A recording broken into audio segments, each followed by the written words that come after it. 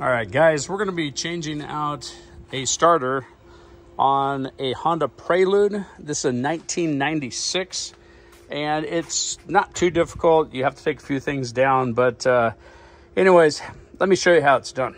First thing we're going to do is we're going to disconnect the battery terminal. So go ahead and remove like the negative side, and then what we're going to do is we're going to remove the cold air intake all the way up to your throttle body. All right, to take the battery terminal off, that was a 10 millimeter. Now moving on to the cold air intake, you can either do it where you just take and disconnect the two clips on the back side, one here, and then take this whole unit off along with your cold air intake here, and then a Phillips head screw right here in the back that holds on to the throttle body. Now you can take it off right here if you'd like.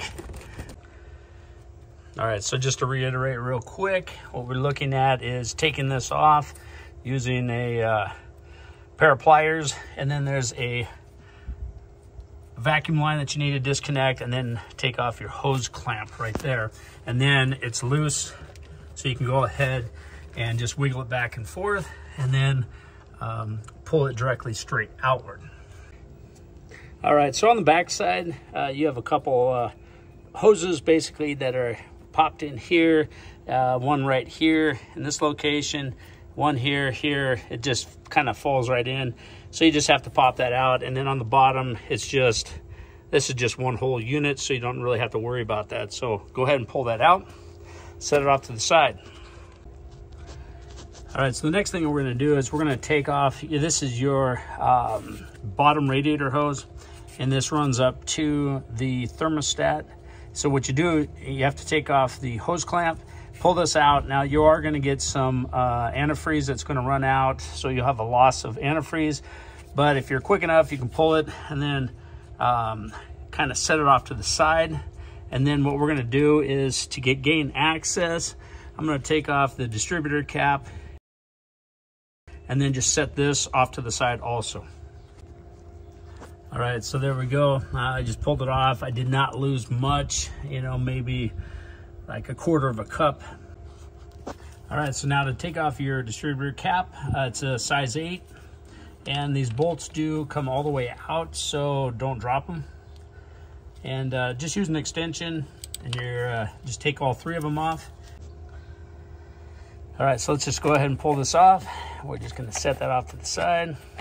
Just kind of want to get it out of the way because you have to get access right down here, and this is your starter.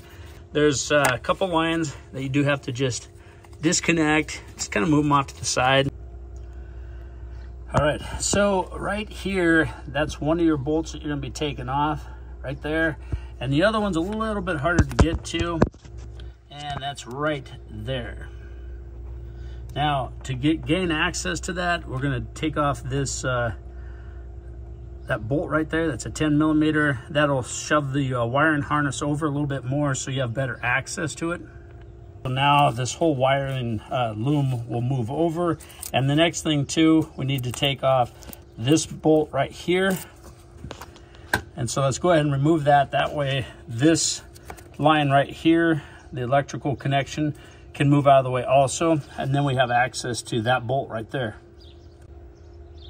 All right, so the bolt you're gonna be taking off, that's a 14 millimeter. All right, so this bolt that is down here, that was a 10 millimeter that you're gonna take off. So this one and that one are both 10 millimeter. And now you have full access to the bolt that's in back here. And again, 14 millimeter will take these off. If you're looking for the part number, this is the part number that is on here, and this is the original starter. I mean, this thing's old. All right, so if these bolts are on there good and tight, and you're having a hard time just with a regular ratchet, you can actually put a bar on there on the end of it and just use that as an extension, or if you have a breaker bar, stick it on there, and it helps it out tremendously. All right, so here's what the first bolt that I took out looks like. And then it has a little hanger right here for a wire loom to go through. So I'm gonna go ahead and just replace this piece right here. And anyways, let's get on to the next one. All right, so this bracket, if you want to reuse this and actually put the wire loom in here, let me show you how to fix this particular one. You don't have to take it and throw it away. So what you're going to do is you're just going to grab a hold of the back here, pull this through, just like that. Take a pair of dikes, and then you're just going to clip up as close as you can right here. Take that off.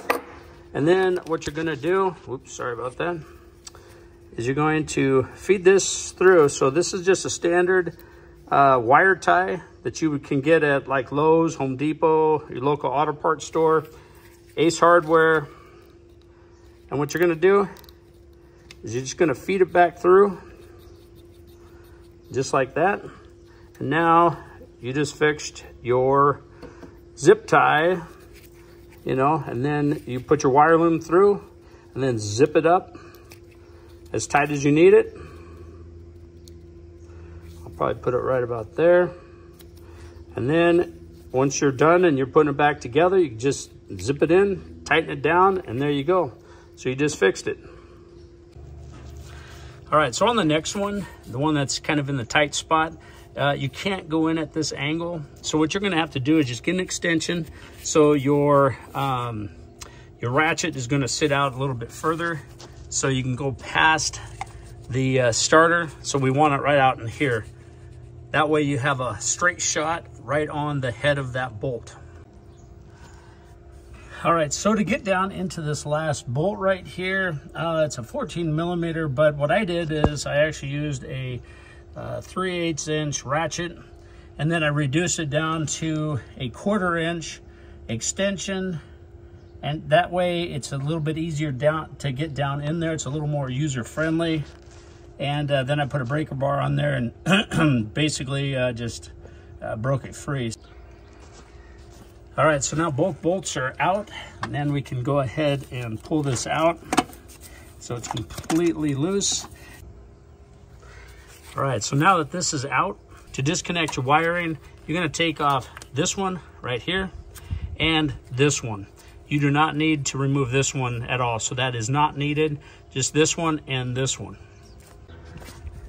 All right, so this one here, excuse me, this is a 12 millimeter. So go ahead and take that one off. And then this one here, all it does is just pull straight out. All right, so this one here just pulls straight out. And now we can go ahead and lift it out. All right, so this is an 8 millimeter right here. So I'm gonna take off this whole bracket because this piece doesn't come with it. And so what we're gonna do is just remove this bolt here, pull the bracket off, stick the bolt back in there, and they want this back as a core. And so the place I'm taking it to, which is Napa, it's a $60 core charge.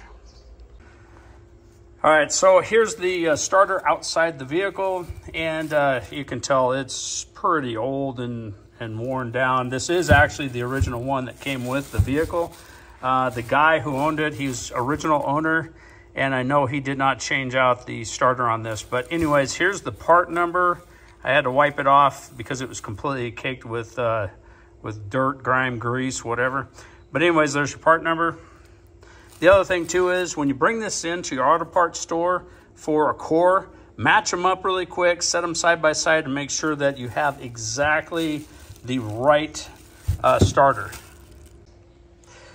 All right, so when you're ordering your starter, make sure that you read closely that it's for an automatic or it's for a manual transmission, because it does make a difference.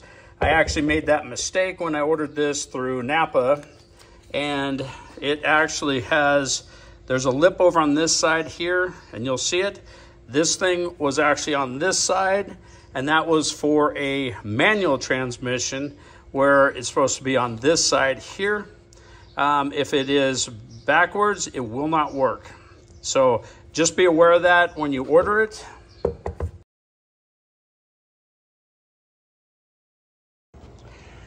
All right, so I went ahead and cleaned it up a little bit before I installed the new starter. Now I'm going to hook the wiring up first, and then drop it into place. It's a lot easier to do that before you install it than afterwards. So I'm gonna go ahead and do that. All right, so now that the wires are hooked up, if you want to put this bracket back in, then you can take out your, this is a 10 millimeter. So we just go ahead and pull this bolt out, set it down in there, and then retighten it up. This is for your hose, for your radiator hose. All right, so now you're ready for installation. All right, we're gonna start with this one. I went ahead and just kind of real lightly cleaned it up. But anyways, we're gonna go ahead and slide this one in first, and then we'll get that one started. Do not tighten this up. And then what we're gonna do is put this one in also, and get that one started before you cinch them up.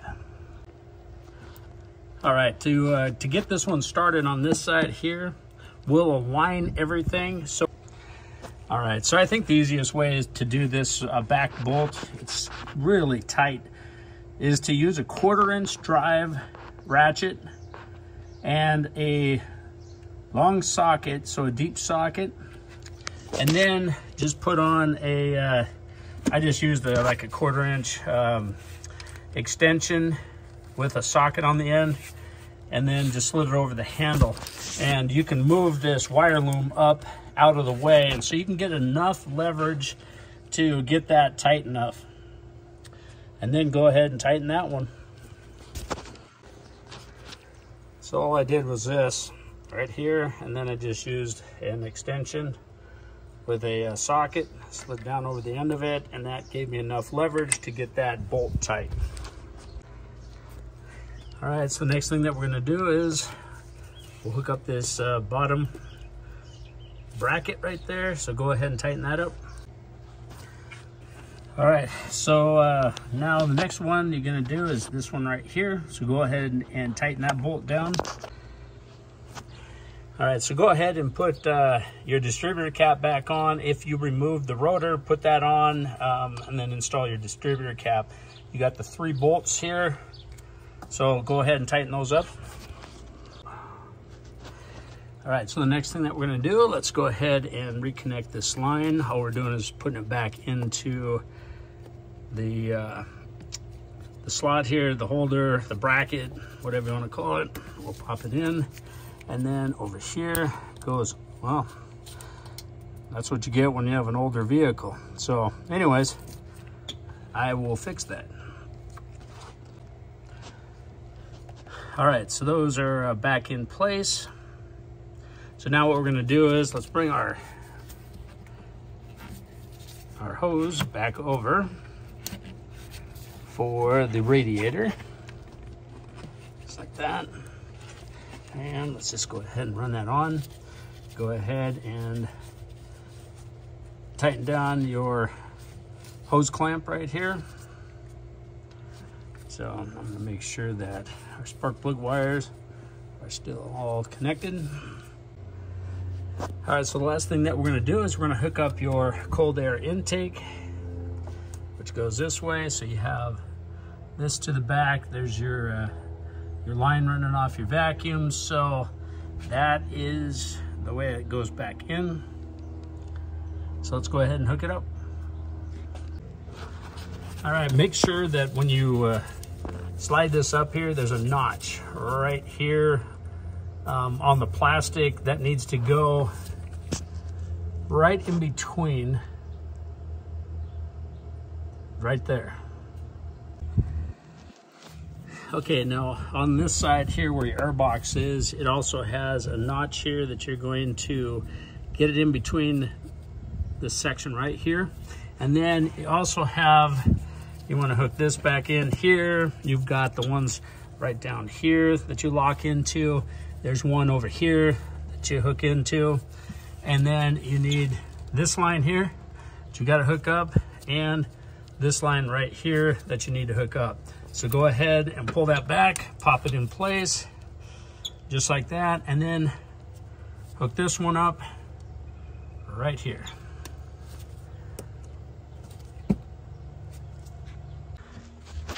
All right, so don't forget to tighten this screw down here on your clamp. All right, so the last thing we need to do is just go ahead and hook up the negative side of your battery terminal. So I'm going to go ahead and clean that off really quick before I put it back on, tighten it down, and then we're all done. And the last thing I would do is just do a once over and just make sure that you have everything connected, no lines are disconnected. I mean, make sure everything is connected and ready to go. The other thing is too, so the radiator fluid, you will need to top that off because you did lose some. So make sure you top off your fluids before you take it out and start driving it. But other than that, hope you liked the video.